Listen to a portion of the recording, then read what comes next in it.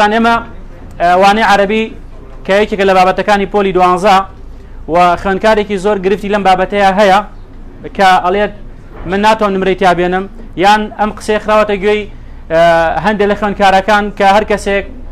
زمانی عەرەبی نەزانێت تەنانەت ناتوانێت ناجحش بێت. ئەم قسانە هەمووی خوێندکاری وا لێکرد ترسێکی لە دڵا دروست بووە، عەرەبی لێ بووە بە شەبەحێک دێوزمەیەک سێبەرێکی ترسناک کە هەرکەی بینێ لێ دەترسێت. ئینشاءڵڵا بە ئیذنیلا ئەمڕۆ کۆمەڵی خاڵ باسەکەین بەک لەوانەی کە لە زمانی عەرەبیە تەقسیماتی دەرەجە چۆنیە، ئایا ئەگەر ئێمە عەرەبیش نەزانین تا چەند نتوانین دەرەجە بێنین، تا چەند نتوانین لە زمانی عەرەبیە سەرکەوتوو بین و چیش پێویستە بیکەین بۆی کە بتوانین لە زمانی عەرەبی دەرەجەیەکی بەرز بەدەست بێنین. بەنسبەت ئێمە دێنە سەر تەقسیم دەرەجات، یەک ئیمتیحانی کورس دەوری یەکەم بۆ بە نمونەی هێناونەتەوە بۆی کە بە واقعی خۆتان شتەکە ببینن، یعنی ئەمە نەبێ قسە گیرفانی خۆمان بێت لێرە من قسەیە بکەم و دواتر بڵێ وەڵام مامۆستا بۆ خۆت. ئەمە ئیمتیحانی دەوری یەکەمە 2009 کە خوێندکار ئیمتیحانی تیا کردووە کە نزیکەی 450 لەبەر لە کوردستانە نمرەی تەواوی لە عەرەبی هێناوە، کەواتەمە وەڵامێکە بۆ کەسانیش کە ئەڵێن خوێندکار ناتوانێت نمرەی تەواوی تا بێنێت، کە ئەم ساڵ 450 خوێندکار لە کوردستان نمرەی تەواوی هێناوە جگە لە 98 و بەرەو خوارەوە کە بێت. تەقسیمی دەرەجات چۆنی بۆ ئەوەی کە من ئیمتیحانی دەوری یەکەم هێنا و ئەوەی کە وەرم گورە بەم شێوازە بووە. کتێبەن کۆمەڵێت بابەتمان ضوابط اللغەمان هەیە کە 8 بابەتە لە هەر وەحدەیەکە 2 بابەتی تێدایە، و بابەتی ئیملامان هەیە کە لە وەحدەی یەکەمە 4 وەحدەکەی تایە تقریبا وازم 7 ئیملامان هەیە، و بابەتی ئەدەبمان هەیە کۆمەڵێ بابەتە کە لە مەذهبەکان خۆی بینێتەوە، لە ژیاننامەی شاعران خۆی بینێتەوە و لەگەڵ وشۆمانەکان لەگەڵ تەحلیلی شعرەکان کۆمەڵی بابەتی ئەدەبیە. و هەروەها بابەتی بەلاغەمان هەیە کە پێوترێ بەلاغە لە بابەتەکانی جیناسە، طیباقە، تەشبیهە، تەشخیصە، کۆمەڵی بابەتێکە پێوترێ بەلاغی. و شتێکی کەشمانەیە کە من ناونە معلومات الطالب نەک پرسیاری خارجی، چکە مصطلحات جوانێ لای بۆ خوێندکار ترسناکیش لای خوێندکار زانیاریەکانی خوێندکار کە هەندێک پرسیارە لەسەر زانیاری تۆ وەساوە. تەقسیمی دەرەجاتی ئەو امتحانی کە دەوری یەکەم کراوە بەم شێوازەوە بەڕێزان. ضوابط اللغة 22 نمرەی لێ هاتوتەوە، خۆی بەعام ضوابط اللغة لە 20 دەرەجەیە، 20 بۆ 22 دەرەجەیە، یعنی یەکێ لەو دەرەجانەی کە هاتوتەوە وەکو بابەتی ضوابط اللغة نیمانە بۆ نەمە چکە بابەتەکان 8 بابەتە، بەس 1-2 بابەتمان هەیە کە سەر بە ضوابط اللغەیە لە وەحدەی دوا باس کراوە وەکو مەزەری مؤەوەل، و لە وەحدەیەکە مەفعولی مطلق باس کراوە و لەگەڵ هەروەها تەوکیدیشە. بابەتی ئیملا هەمیشە 4 نمرەی لێ دێتەوە کە 2 پرسیارە، 2 پرسیار لە ئیملاکە دێتەوە، یعنی ئەمانە ماڵن. تەمەن 20 دەرەجە ئاینیشمان هەیە، ئەوە ئاینەکەش ماڵە بۆ خۆی، ئەمەش 20 22 ئەوی 4 ئەمە 26 ئاینەکەش 20 46 دوی تر بێنەکە ئەکاتە 46 و ناجحەبی، وانی ینی ناجحبن هەر لەوەنەیە. بابەتی ئەدەب ئەوەی کە لە بەرکردنەکان بووە نزیکەی 22 نمرەی لێ هاتوتەوە دەوری یەکەم، واتە لە ژیاننامەی شاعرەکان، لە خەسایسی مەذهبی کلاسیکی، لە خەسایسی مەذهبی ڕۆمانسی بەو شێوازە. و بابەتی بەلاغە کە ئەو بابەتانی کە باسمان کرد نزیکەی 20 دەرەجەی لێ هاتووە، 10 پرسیار کە لەو بابەتانە خۆی بینیوە. ئەوەی کە بڵێ معلوماتی تەلەبە بوو کە وەکو پرسیاری دەرەکی سەیریەکەین تقریبا 12 نمرەیەک بوو کە ئێستا پرسیارەکانیش خەم بەرچاوتان کە بۆی پرسیارەکان ببینیت چی پرسیارێک هاتوتەوە، یعنی هەموو پرسیارەکان تەنان ئەمەی بەشی کۆتایی کە خوێندکار بۆ ئێستا کاڵی 12 نمرە یەکسەر ئەڵێ تازە من ماڵم میێران بوو هەر ئەتوانم هەشتاوەش بێنم، یعنی ئەو 12 دانەوە بۆ 0. ئایا وایە ئێستا من پرسیارەکانم بەر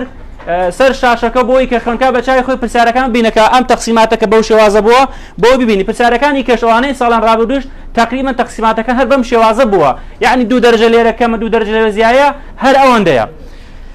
دێنە سەر ضوابط اللغة.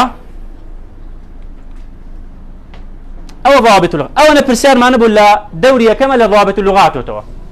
یعنی پرسیارەکان پرسیارێکمان هەیە لە صفەی مشەبەهەیە بۆنە ئەو متەرنە عەفەن ئیسم فاعیلە، پرسیارێکمان هەیە بابەتی پێما بێت تەعەجوبە، چکە پرسیارەکان من زۆر دیار نییە. پرسیارەکان سەیریکەن، پرسیارێکەتان هەیە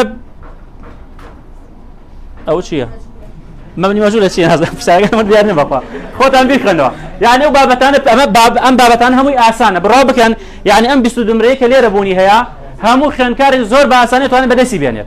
باشا يعني تو بيستود نمرة اللي بدسها آسانة بابتي ضوابط اللغة زور آسانة كدواتر شن سري كلمة شو أنا وبابتانش بخنين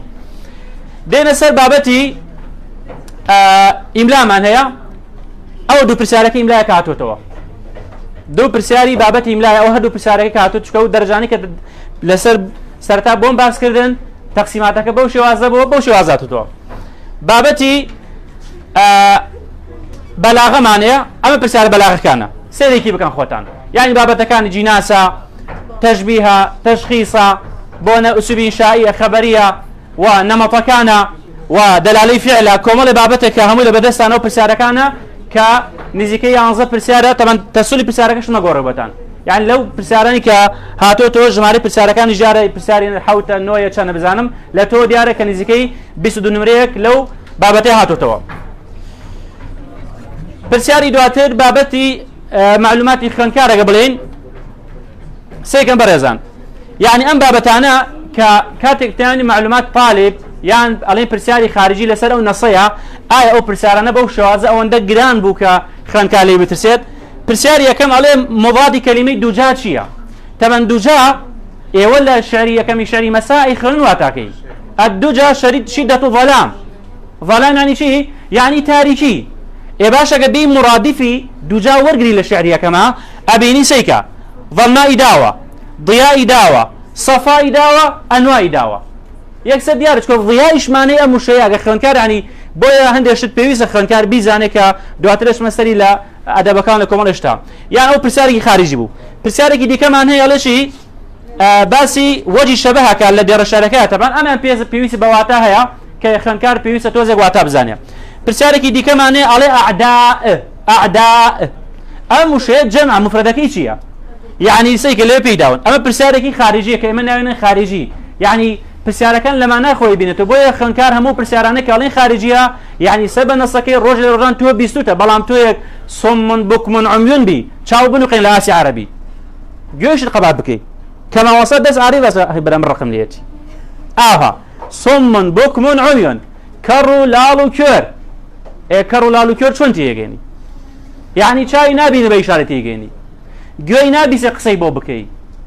والله ام جاب خو امشني بلمس تشتنا غبخوا بويا كواتب تشاو بكي توا ابي بي سي خو رجا مشان بيسوا يعني برسالي كمان على شيء مرادف في كلمه فؤاد يا فؤادي لا تسأل اين الهوى شي معنى له واني بكلمه فؤاد بل مرادف في كلمه فؤاد قلب يعني شيء دو اي فؤاد يعني شيء هردلا اما قرانا برسارانا كناني برسالي خارجي كلا بابتك توال لما نجي لما نشام برسارانا بوني هيا شنك كاتك دي للشري اطلع لا يا فؤادي لا تسأل اين الهوى اقو شي فؤاد ورقيبه وشو ازدرشت كلمه الشمس رمز بوشي طبعا ليرد معنات بيوي سبت وهرشان اللي دو برسالي بوبو هم بو حياه هم بو الله بالمؤجج جاري كرابو دولان ودياري كرابو و او يتر الشرك معناه طبعا شرينا وكتابك لشونك باسي على باس لشيك اما بريتيب ولا او برسالة خارجك حسب التركيز كما سري بو يخونكار بتشاورون بيد لويك برسالة كان شلون هاتوتو اما وكو بابتي عربي دين سر طرق للحفظ وعدم النسيان عربي شلون بخوني اما شلون بتوان عربي ضابط بكين وشلون بتوان او بابتي كي خنين لبير ما نشتوا شكو زور خنكار يعني اوتا ناتوان لبري بكا ناتوان زبطي بكا يعني اوتا يخنو ما وصل لبيرم اشتوا بو كومل رجا وكومل خال باس كراوا كزانان باسيان كردوا وعلماء بلن تربيو نفسي باسي مشانيان كردوا اي مش لدا بكوتي وبختي باسي اكين بو اوي بريستان بتشاورون بتوان بهواي او كا تطبيقي بكنو وبتوانن سودي لبينن خاليه كم الثقة بالنفس متماند بخوته بيه پیش اوی دست بیا بکی برزت ابي متماند بخوته بيه تو پیش اوی دست هنگا هل بنی تو یک متماند بخود نی لسرتاو یش دست پی نکرو من امثال عربی تواو خواکات شلو ششکن پنجا دیسکێکی بۆ کەمە خێر تۆ لە ئێستا وا بڵی دڵنیا بەناهێنیت یاخود تۆ لە ئێستا بڕیارت داوە من عەرەبی تێ ناگەم متمانت بە خۆت نییە کە تۆ متمانت بە خۆت نەبێ ئەگەر بێت و سیبەوەیهی کە عالمێکی عەرەبی گەورەیە ئەگەر ئەوش بۆ زیندوو بکەین و بیهێنی بۆ ئێرە هەموو عەرەبیت فێرکە ناتوانیت چکە تۆ متمانت بە خۆت نییە مرۆڤ بریتیە لە ناخی خۆی بریتیە لە ڕوحی خۆی بریتیە لە متمانەبوون بە خۆبوون تۆ یەکە متمانت بە خۆ نەبێت چۆن ئەتوانین من متمانە بە تۆ بەخشم و بتوانی دەرەجەی بین بۆیە بەڕێزان لە ئێستاوە متمانەتان بە خۆتان نەبێت پێشەوەی دەست پێ بکەی من ئەبێ ئەم ساڵ نمرەیەکی باش لە زمانی عەرەبی بەدەست بێنم متمانش بۆ خۆ دروستکە المفتاح الأساسي للنجاح هو الثقة بالنفس كليلي سركي سركوتن بريتيل متمانة بخوبون بو همو درسكان نبز بو عربي بو همو درسكان أمي متمانة بخوت بيه تويكا أجر متمانة بخوت بيه ناتواني والمفتاح الأساسي للثقة بالنفس هو الاستعداد إخو هر متمانة بس نية أي شي بيويسا خو آماده كردن بيويسا خود آماده بكي شي بيويسا العربية من بكم كومال بابت من هي كوا خوێنکار پێویستە لیان تێبگات وەکو ضوابط اللغة خۆ لە بەرکردن نییە تۆ ئەبێ لێی تێبگەی اسم فاعلة اسم مفعولة صفة مشبهة صيغة مبالغة اسم تفضيلة تعجبة ئەم بابەتانە خۆ تۆ نایخۆ بیرکاری لەبەر ئەکرێ بەڕێزان نمونە ئەڵێم نەک یاسابوونە فیزیا لەبەر ئەکرێ بابەت شەرحەکان تۆ نموناڵێم نەک بڕی وەڵام مامۆستا پێناسە لەبەرەکە بچکەتە لەبە دایم بەهانەی پێ بۆ خۆی بڵێ وەڵام وانە نەخێر عەرەبیش وایە ئەزانن ضوابط اللغة بابەتێکی علمیە ئەزانن گرامەر بابەتێکی علمیە ئەزانن ڕێزنان بابەتێکی علمیە ئەم بابەتانە خوێنکارە بن لێی تێبگات خۆ ناکرێت تۆ باشە تۆرە قال قائل ئەوە قال قائل لەبەر کرد ئەی نامە چی لێکەی تۆ نامەت لەبەر نەکردووە ئەی سامە چی لێکەی خۆتەوە لەبەر نەکردووە ئەی کەواتە پێویستەکە تۆ بێ لێی تێ بگەیت تۆ دەی ئیستیفای مفرغ چییە ما سافر إلى نوزاد أم سلسل جوركاكي ما سافر إلى نوزاد ما سافر إلى نوزاد ما سافر إلى نوزاد إلى أداة مفرغة أما إسناك مفرغة إلى أداة حصر سأبم شوار باشا ولا بركت أي شيء لو آتاك وما محمد إلا الرسول الخول وناشر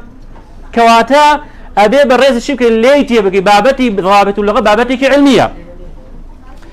فاشان والمفتاح الأساسي للاستعداد هو حسن التوكل على الله بعد العمل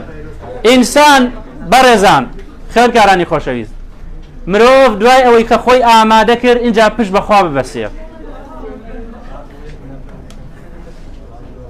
معناي توكل چيا بويا زوجار ام قصيه زوجار بيسين بلام آي وكو خوي ليتي گيشتوين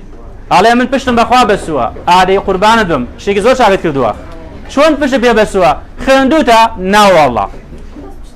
بس پشتي بخوا بسوا يا خواو پشت نا گربانه بدينك نمونەیەک و باسەکەم پیاوێک لە کۆندا ئەگەر لەم دەکاکی خۆم چکە ماشەڵڵا زۆرم با قسە ئین نەبێت پیاوێک لە کۆندا بۆ سەفەرە ڕۆیشت لەگەڵ یەک لە کۆمەڵێک زاناکانە بۆ حەجە ڕۆیشتن سەفەری حەج مانگێکی پێویست بوو بۆ ڕۆیشتانە بگەڕایەنەوە ئەبووە پێویست تێش و خۆریان بردە سەفەریان بردایە خواردن و خواردنەوە و ئاو ئەمانە بردارە بخوانە کابرایەکیش خۆتان ئاسایی نەبانەوەیەوە بۆ نەوە کەسێک هەروە خۆی ئاغا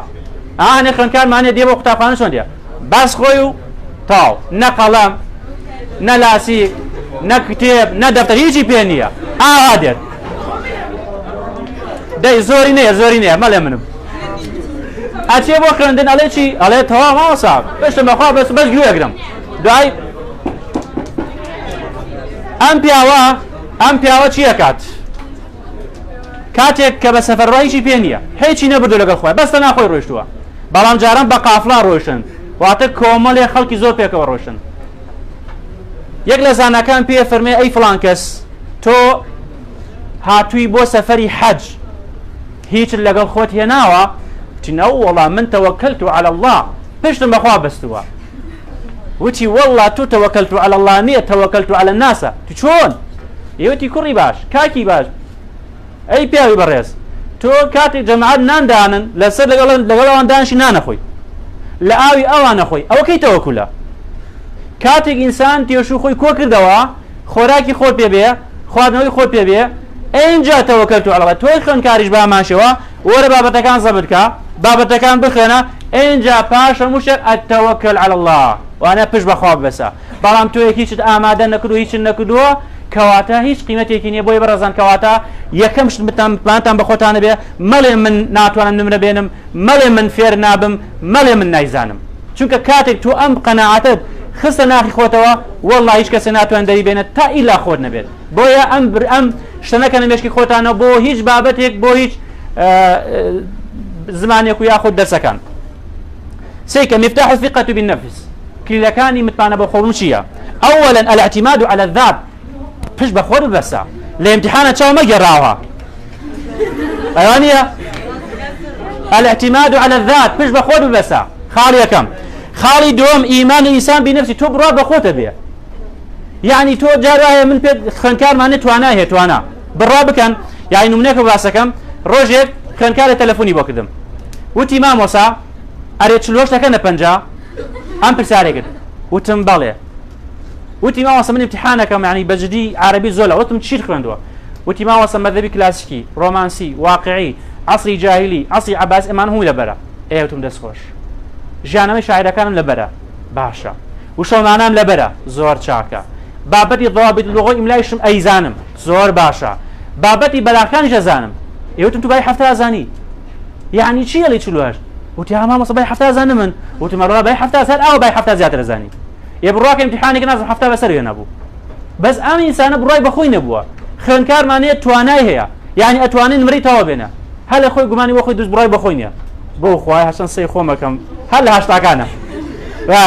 يتوب برا إيمان أو الثقة بنفسه الإيمان إنسان بنفسه تقدير الذات كاك خود رزي خود بقرا أقدر رزي خود نقدر رزي نقدر ما يقصر نكى يكواتو خود رزي خود بقرا تو أنا كتير رزو تو أنا خود بقرا بالله من أتوانم نبرة بينهم أي من شيء كم تلو خلنا كراني كنمري تاوين بالله ما قريه طريقته حلبت حب النفس كره خود خوش بيه عاشقي خود با هي خود با باشا اگر يخون نبي خلق استفاده بيناگن خود خوش بيه تحديد الاهداف الامانج دياري كدوا امانج كم مهمه تول جيان بي امانج برزان خاي غرم يربان همو اسمان زي درس كدوا خو بيهوده درس نكدوا همو اسمان زي بو خدمتي مروادي درس كدوا بو خدمتي برو وجنوكا اي مرو وجنوكا باشي درس كدوان لعباده الله بو عبادتي خاي غر امانج داناو ئامانجەکە چییە؟ بریتێ لە پەرستنی خوا پەرستش ئەی تو ئامانشی لە پۆلی دوانزە چی ئامانجەکە دیاری کردووە بۆیە مرۆڤێک وەڵڵی ئامانجی نەبێت ناگا بە هیچ شتێک ئەگەر منێک ئامانجم نەبێت کە ئەم شتانە ئامادەکەم ئامانج نەبێت سیمینارێک ئامادەکەم بۆ تۆ هەر لە خۆم بێمێر نازانم چی باسەکەم نازانم چی ئەەکەم بۆیە بەڕێزان پێویستە ئامانجەکە دیاری بکەیت خاڵی دووەم فهم المقروء قبل الحفظ ئامە کێشەیەکە لە کێشەکانی خوێندکار پێش ئەوەی ئەو شتێک کە ئەی خوێنیتەوە لێی تێبگە پێشەوەی لەبەری بکەیت زۆر خوێندکارمانەیە تەمەند کۆمەڵە شتمانی لە عەرەبیە بێ لەبەرکرد ژیاننامەی شاعیرەکانە مەذهەبی کلاسیکی ڕۆمانسیە وەروەها عەسرەکانە و شەومانەی ئەمانەیە یعنی دێت بەس ئەی خوێنێتەوە بەس لەبەریەکە بێەوەی بزانێت ماناکەی چییە بۆیە ئەوە هەڵەترین شتە پێویستە بەڕێزت پێش ئەوەی بابەتەکە بخوێنیتەوە لێی تێبگەیت یعنی بۆ نمونە ژیاننامەی شاعیر ئیلیا بوماڵیە خوێنیت لەبەری ئەکەی بەڕێزان هەموو مەرجەمەکان مامۆستا بەڕێزیان کوردیان بە کوردی بۆتان لەگەڵی ئەگەر بێت و تۆ ئەو بابەتە بخوێنیتەوە لێی تێبگەی کۆمەڵی ئیسفادەی لەکەی یەک لە وشۆمانەکان ئیسفاداکەی ئەو شۆمانانە کە ئێستا پێش ئێسەکە لە ئەو پرسیارانەی کە ناومە ناو معلومات الطالب یان طلاب لە یەک بەشێکی لەناو ئەو پرسیاران لێوە بوونی هەیە کە واتاکەی زانی ئەو کاتە ئەتوانی وەڵامی پرسیاران بیتەوە سەیکەن الحفظ جسد والفهم روحه اگر لبردكدن لا شبيت تيجيشن روحكيتي اسا من اليرا او جسي من اليرا اگر روحهم درشيت اخوانك باشا شي منتوا واني سيك جسد شي اللي راكبت هموتان راكن واني بو اترسن بولنا كواتا هاي جسد ببي الروح بوني اسفادينيا روح عالم الروح خوبوني يسال روحەکان لە ژیانێکی تریان بەڵام جەستەیان ئێمە چەندی کەسی خۆشەویستمان ڕۆیشتون بە گیان هێشتوین ڕوحانیتە لە ژیانێکی ترە بەڵام جەستەیان لە شوێنێکی تر چیز ئیسادەی نییە بۆیە چییە الحفظ جسد والفهم روح فالفهم وسيلة للحفظ بۆیە تێگەیشتنی یەکێکە لە هۆکارەکانی لەبەرکردن زوو لەبەری ئەەکەی درنگ لە بیتەچێتەوە. یعنی بۆ نمونە تۆ کاتێک دێی یەک لەو خاڵانەی کە الهرب من الواقع واللجوء إلى الطبيعة ئەم خاڵی بۆ لە مەدرسەی ڕۆمانسیا باس کراوە. ئەگەر بەس بی لەبەریکەی بێوی لێ تێبگەی درنگ لەبەریەکەی و دواتر لە بیتەچێتەوە و كاتيكي زور اللي يكوش بلا ما قال لي تيبقي هروب يعني شيء راكد من الواقع يعني الواقع راكا والروك هذا السروج زول بري اكيد درنج لبيتا شتوا وبتابتي بويك هالبجاردنيشا او كاتل الامتحان وزاره زوتدياتو بيدت الحفظ والفهم كجناحي الطائر لا بد منهما لطالب العلم هر يك لا بركردنو تيجيشن وكو بال دو بالي بالنديك وايا بالنده بيك بال نافرت هەندێک خوێندکارمانە لەشی مامۆستا من علمی مەڵا پێم لەبەر ناکرێ هەندێک خوێندکاریشی وڵا مامۆستا بەخوا من ماناکەی نازەمەست لەبەر یەکەم هەردووکی هەڵەیە پێشەوەی لەبەریکەی لێی تێبگا ئەو کاتە زووتر ئەتوانی لەبەری بکەیت ئەو نمونەدا بینیوە الفرق بين الحفظ والفهم ئەمەی ئێرە ئەمە حفظە ئەوە حفظە بۆ نەنە کورسیەکەی ئەوەی لەبەر کردووە ئەوەی لەبەر کردووە هەمووی لەبەر کردووە بەڵام لێی تێ نەگەیشتووە بەڵام فەهمەکە کورسەکە بە داواری تێیەکە دەهان بیتانە جیاوازەکە چۆنە تۆ تەنها لەبەری بکەی بەس دەتوانێت شکلەکان لەبەر بکەی بەڵام کە تێگەیشتی وێنەکەت بە جوانی دێتە پێشچاو ئەوە کەواتە چییە لە بین جیاوازی ئەو دوانەیە الکتابە نووسینەوە ئەمەیان زۆر کەم خوێندکار بەکارهێنێت یعنی دێتەراوە سیرێکە قەڵەمێک بەکارنێنێ بەڕێزان نووسینەوە زۆر گرنگە لەوە خی گەورە مێنەبارە فەرمێشی الذي علم بالقلم يكم آيات كدا بزيبو بيغمري خو عليه الصلاة والسلام اقرأ باسم ربك الذي خلق لا آياتك فمشي علم الذي علم بالقلم أو پروردگاری که خلقیو مروفاتی فێرکو بە قەڵەم پێویستە قەڵەم مرۆڤ قەڵەمی پێ بێت تۆی خوێندکار کاتێک دێیت ژیاننامەیەک لەبەرەکەی بینووسەرەوە بە نووسینەوە لەبەری بکە بینووسەرەوە دەجار دووجار سێجار چەند جار پێنجام پێویست پێێتی بینووسەرەوە بۆیە ئەوە زۆر یارمەتی دەرەکەیسە دواتر و لێکۆڵنیکە شێن لەسەری خی گەورە مێوانە فەرمێشی نون والقلم وما يسطرون سوێن ئەخوا بە پێنووسەوەی کە نووسیوێتی کەچی خوێندکارەکانی ئێمە لە قوتابخانە بەتابەتی کوڕەکان بالأخص چکە ئەزمونێکمان لەگەڵتانە لە ئیمتیحانە مامۆستا خوا قەڵەمەکە لە فڵان کەس وەرگرم مامۆستا ئەی لاسکە وەرگرم ئەی کاکە تۆ بۆچی هاتی وەڵڵی لە ماڵیشەوە خوێندکارانی بەڕێز ئەو بابەتانی کە تۆ لەبەریکە بینووسەرەوە ژیاننامەکەی بینووسەرەوە چەند جارێک بینووسەرەوە چونکە نووسینەوە یارمەتی دەرێکی زۆر باشە بۆ ئەوەی کە لەبەریکەی شارێک ماڵێشی العلم صيد والكتابة قيده قيد صيودك بالحبال الواثقة فمن الحماقة أن تصيد غزالة وتتركها بين الخلائق طالقة شاعر فالمشي العلم صيد زانز بريتي لن يشير والكتابة قيده نسينوا أو كوتو زجريك فيه بسيتوا قيد صيودك بالحبال الواثقة نيتشيركات أو شتيك الراود كردوها بحبلك تنبي بسروا فمن الحماقة أن تصيد غزالة براسي دولار أو برقم جيو جيجيو دبنجية كبيت آسكيكت راو كردبيت آسكيكت قرتبيت وتتركها بين الخلائق طالقة لنا خلقيا بلي بدي بلي مالية نك مالي بلي وقام موكي خوما آسك لناو لا ديو ناو شارع ناجد برو كوسانا كانوا شياو شونا بيابانا كان أرواد بلي وشونا كتياجد بويا كواتاو علميك هتا بينو سروا بويا نوسنوا جرينجيكي زوري بيدراوا أو تيوجينويكا كتأكيد كذا لسترويشي كنوسينو بدس يارمتي فيربونا دا بشيوزكي زوزا خيرا وزانركان لبر أكي وأوفكلا أوشاني كلبيتا كلبركو زوتر بوديتا ولكات امتحانا وأمش تمام بيندي با ميشك دمار أوانا وهيك إنسان كاتب بالنوسين بالنوسية وشيبكات أو كاتا زول بري أكاد درنج لبيري تشيتا ولا امتحانشا ديتو بيري أو كواتب بو برسال علمي كان شوية يعني برسال أهو خلنا كامل أهو خلنا شيء ما شيء يعني شلوني يعني بس سينا كاكاتو بوشو هذا نا نوسينو بكار بينك لو كاركان بو فيربوني أو يكزول بريكي التكرار دوباره كرنوا أما مانية يرجع لبريك التواو التكرار دوباره كرنوا لا حفظ إلا بالتكرار وقاعدة زانانا هیچ لەبەرکردنێک نییە بەوێ دووبارەکردنەوە بە یەک جار لەبەر ناکرێت هیچ شتێک نییە ئیلا بێ دووبارەیکێتەوە بۆ یەگەرێتەوێ حفظێکی باش دەبێ دووبارەی کردەوە جارێک نا دوو جارسە کەون من باسەکەم لەسەری بزانە هیوادارم ئێوە لەو ڕێزانە بن بەس زەحمەتە في الإعادة إفادة لا دوبارك نسودي تيايا ما مسألة بر ما بوش دوبارك مو في الإعادة إفادة لو دوبارك نوا سودي تيايا فذكر فإن الذكرى تنفع المؤمن خواهي قرافة ميا بيريان خروا بيخص نوا إسفادة تيايا سودي تيايا أول الحفظ شديد على الإنسان ثم إذا اعتاد سهولة يكل بركة القرصة يعني كبيتا وتريد جانا مش شاعري لبركة قرصة بيتا وتريد بولنام خالانا لبركة قرصة بلام اگر تو بردوام دوباري كيتوا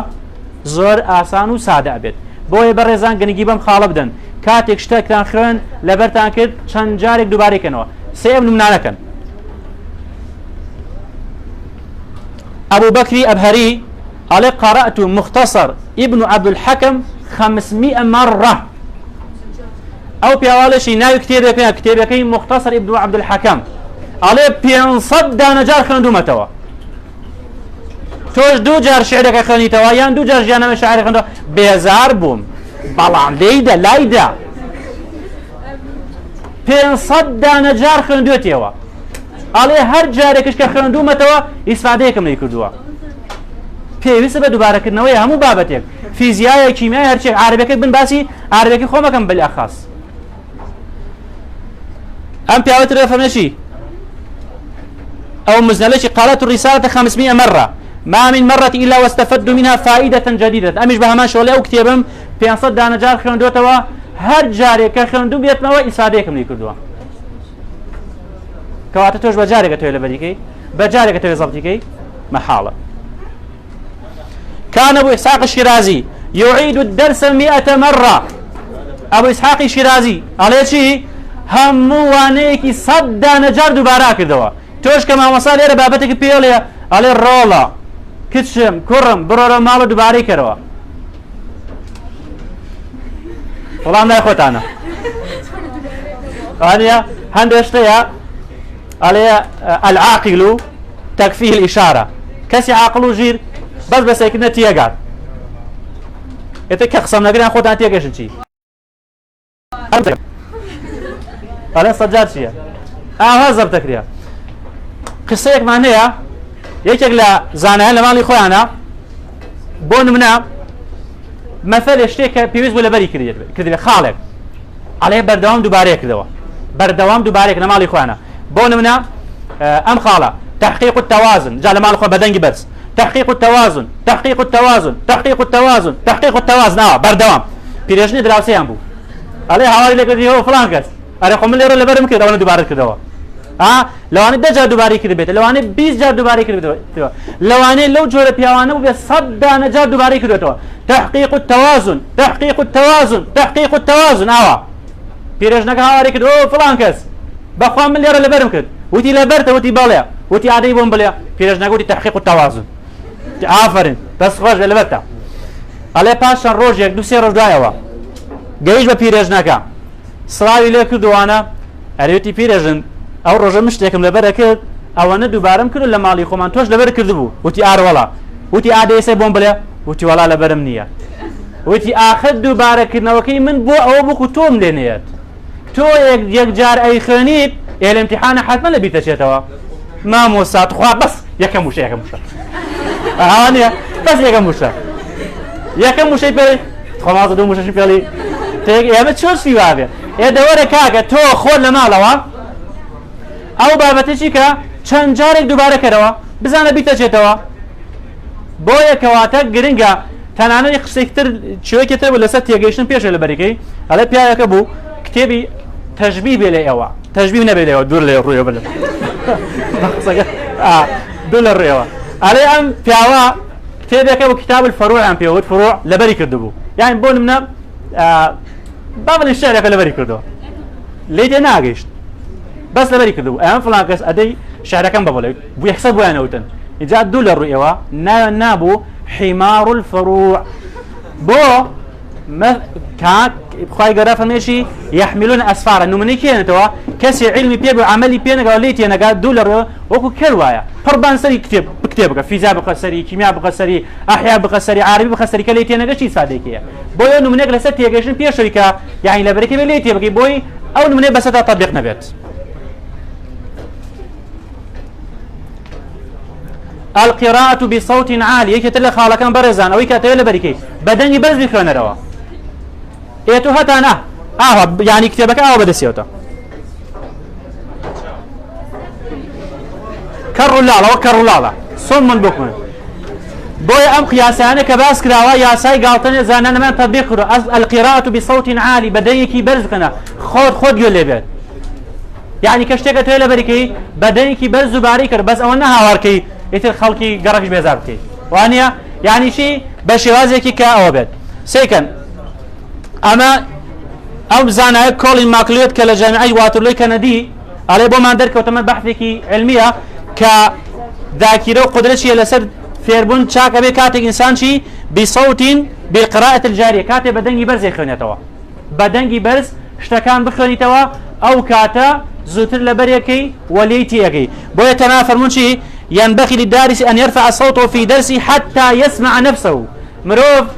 پێویستە کاتێک کە شتێکی خوێن دەنگی بەرز کاتەوە ئەو ئەندەی کەچی خۆی گوێ لە خۆی بێت فإنما سمعته الأذن رسخ في القلب ئەوەی کە لە بەگوێی بسی لە دڵیشە ئەچەسپێت کەواتە تۆ سەیری کەم ئەو خاڵانی کە باسمان کرد ئێستا ئێمە چاو بەشدارە دەست بەشدارە و گوێش بەشدارە تۆ کاتێکە تێ لە سەخۆت کاکی خۆم ئەگەر گوێمان لێ ناگرن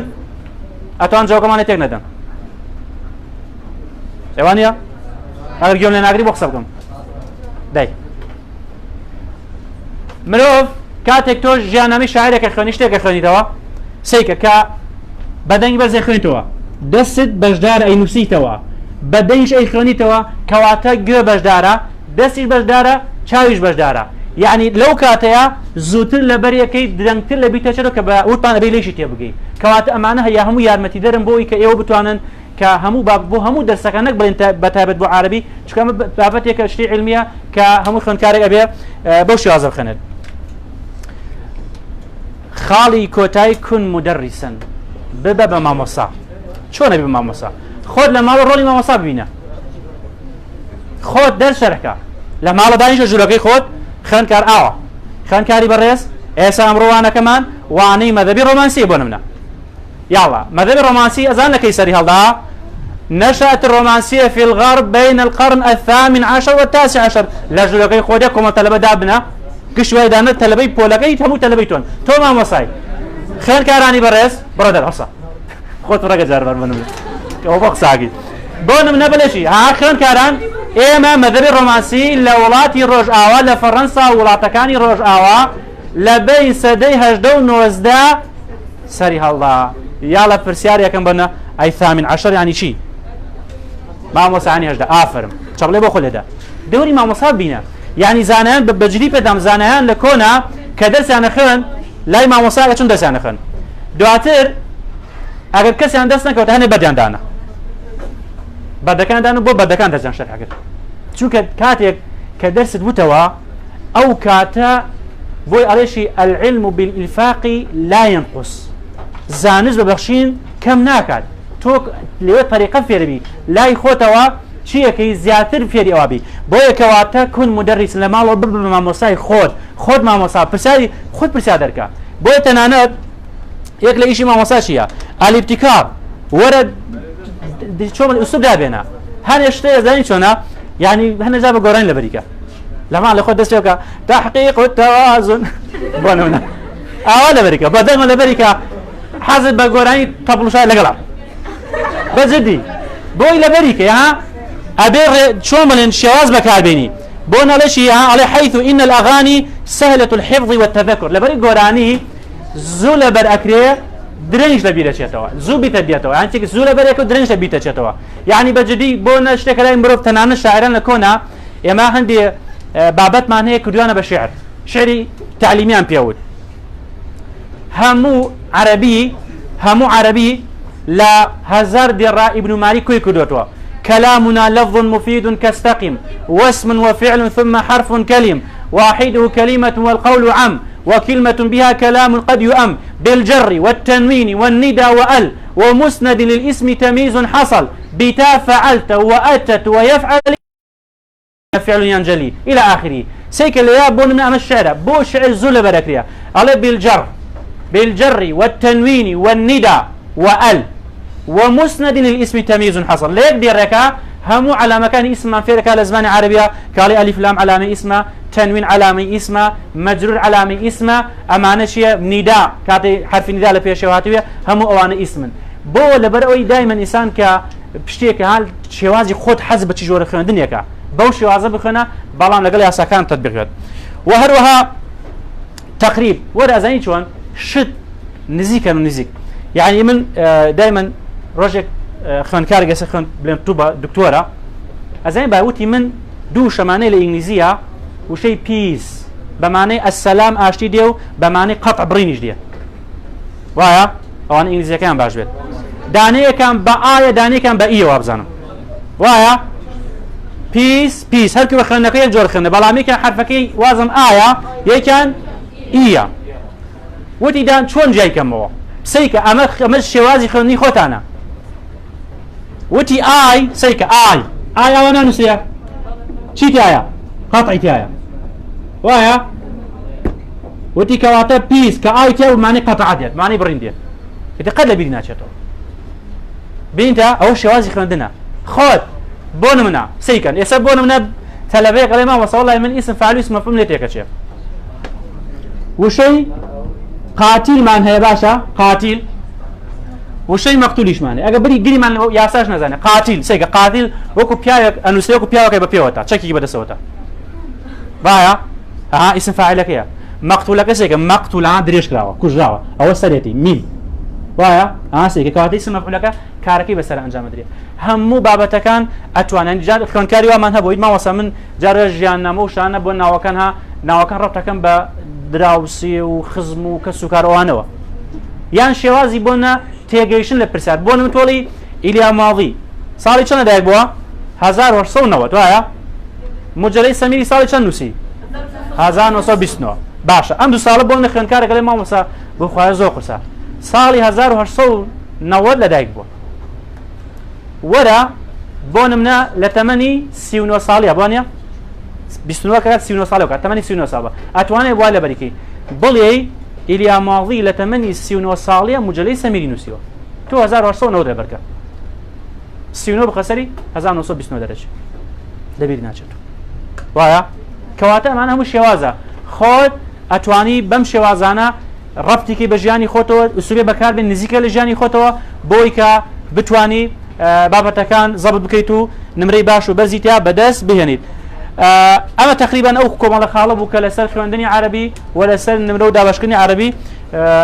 يوادارم سودكتان لبين بتو داوي لبن شكل لهمو كم قلتيك سكوتم ان شاء الله بس ان شاء الله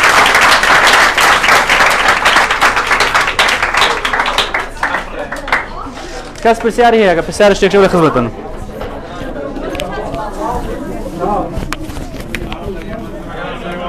نايده ما زمان ما طاو كاك احمد تشمام منه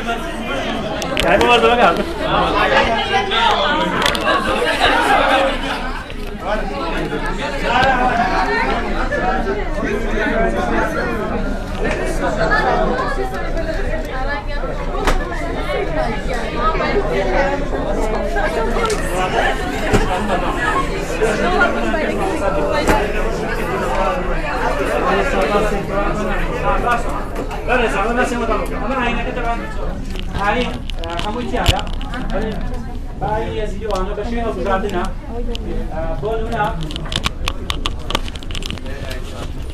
سيك أين كان شيء مكروه جان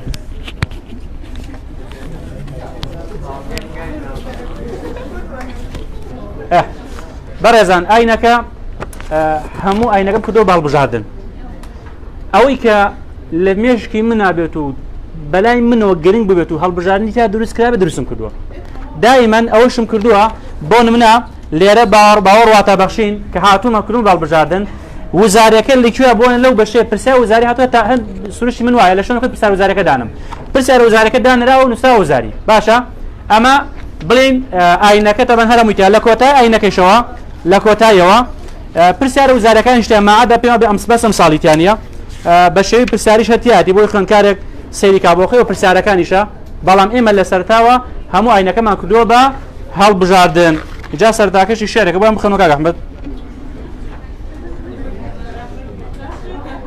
باش کام من نەبێ باش تەبەن دەی دوای شارەکە بە خۆتان بخەنەوە تەبەن ئەمە دیاری پەیمانگای سلێمان دەستیان خۆش زۆر سوپاسیان دەکەین وەکو دیاریەک بەیەوە بەخشراوە ئەمەی دیکەیان مختصەرەکەیە بەڕێز مختصەرەکە چی ماگوت تا وحدەی چواری تایە ئاگا لە من بێ تا وەکو وحدەی چواری تایە وحدەی پێنجی تێدا نییە بەس ئەدەبە قەواعیدی تێدا نییە چیم کردووە بۆ نمونە لە سەرەتاوە ئەمە سەرەتایەک بۆ خوێندکارێک کە بەیت ناناسێتەوە ئەوەل و ثانی ناناسێت بۆ خۆی ئیسفادەی لەکە ئەمە یەکەم هاتووم چیم کردووە مەذهەبی کلاسیکی و ڕۆمانسی واقعی خەسایسەکانی سەرەڵدانەکان لە پەڕەیەکە دامناوە هەمووی بەڵام کوردیتیانێت تەمەن تۆ کوردیەکە لە شوێنی کە بۆ خۆتە خوێنی لێرە مەذهبی بڵێن واقعی کە لەو دووتایە بوو بەڵام ئەبێ بە سێ بەشەوە سێ بەشەکەم داناوە ئەوەی کە گرنگە کردمە ناو شتێکی سپیە بڵێ بانگراودێکی سپیە و لێرە ئەمە الواقع في الأدب الكردي دانراوە چی گرنگ بێ ئەوەی تایە لێرە ئەمە عەسرەکانە ئێمە لە وحدەی سێ و چوارە سێ عەسرمانەیە عەسری جاهیلی عەسری ئیسلامی لەگەڵ عەسری ئەمەوی بەخۆی خەسایسەکان لە یەک فەڕاتیاتی هەموویەتی ئەمەی ئێرە ئەم دی هەموو ژیاننامە شاعیرەکانی تایە هەمووی تایە ژیاننامە شاعیرەکان کە بۆ خۆتان بخوێنن ئەمەی ئەم دی بابەتێکی ترمان هەیە بۆ نمونە مؤلفات برهمەکانی شاعیرەکان بەرهەمی نووسەرکیایە هەمووی لێرە کۆکراوەتەوە معانی الکەلیمات تاوەکو وحدەی چوار هەمووی لێرە بوونی هەیە هەر هەمووی تایە لێرە غەرەضی شاعیرمانێ بەڕێزان غەرەضی شاعیر واتە لە تاوەکو وحدەی چوار غەرەضمان هەیە چوار غەرەضمان هەیە کە هی ناظم حکمت معروف ڕەسافی کعبی کوڕی زوهەیر عیزەدین مستەفا ڕەسوولمان هەیە لێرە ئوسلوبمان هەیە کە دوو ئوسلوبمان هەیە ئوسلوبی معروف ڕەسافی لەگەڵ ئوسلوبی زوهەیری کوڕی بیسولما لێرە مەوضوعی قەسیدەکان ئەو قەسیدانی کە لە وحدەی یەک و دوو سێ و چوارە بوونی هەیە مەوضوعەکان باسە چی دەکەن بۆ نەشید حوڕێ باسی حوڕیەکە مەسا باسی تەفاول و تەشاومەکە والحاصل هەموو بۆ دیاری کراوە ئەدەواتەکان ئەو ئەداتانی کە هەمانە بۆ ئینەوە ئەنە بۆ تەوکیدا لذلك بۆ نەتیجەیە هاکەدا بۆ ئیستنتاجە لێرە کۆ کراوەتەوە بۆ ڕێزت بۆی بیزانی لێرەوە دێنە سەر دووبارە نەشید حوڕێ دێتەوە ئەو پرسیارین کە گرنگە لەو شعر و بابەتانی کە بوونی هەیە دامان ناوە بۆی کە بەڕێزت بتوانی بیخوێنی گیان داوای بدەن لەگەن باوەن داوای لەبوونی مەگەن قسەیان زۆر کرد کۆتا خاڵیش بەڕێزان کۆتا خاڵیش ئەو شعران هەندێک شعرمانەیە لە ناو شعرەکانە گرنگە واتای هەیە لێرە دام ناو شعرەکە بەرامبەرشی بابەتەکەم دانەوە بۆ نمونە كاتك لما احتفاظي بعهود لم تصنها وإلى ما الأسر والدنيا لدي شعرك أطلال لليرباس شيكا الرغبة في فك الارتباط بحبيب كات يقضي عليه واعتبر حزك لا برادرك جابيته برادرك تري على بسم بوي شبكات عليه خريك لنا يبد كواتا أما بو شوازا هذا بكي شمو بابتان تنا وحدي بين جي تدانيا تمام دياري في مجال استمان دسخوشان لكن ودعوة اللي بدنا له برزانة شكل كبابيه وسامن شكا تر نمازان قرب على غبية بخير بنا قصة سوون شركة